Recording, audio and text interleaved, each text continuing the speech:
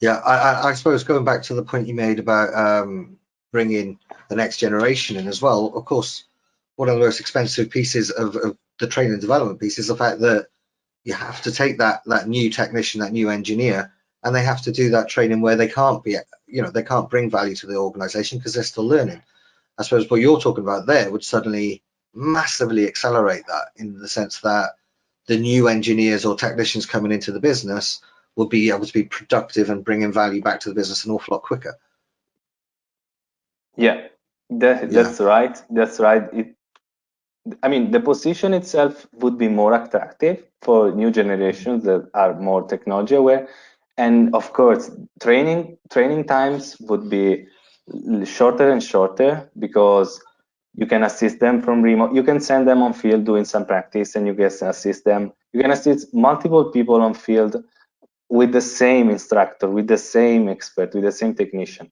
That's a huge value because training is costly. Training still involve a lot of safety, a lot of health aspects, and yeah, assisting them on field, collaborating on them on a from distance would short up a lot of training times.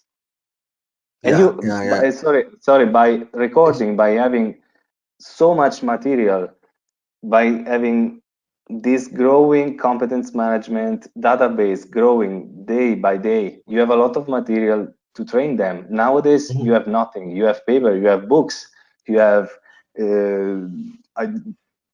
old school material.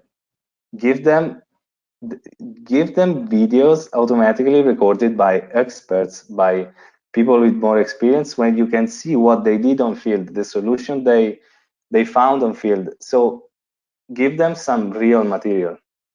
Yeah, and I suppose it's not just the equivalent of replacing a manual that like this, but it's also replacing a manual this with a much easier media to engage with, like a video.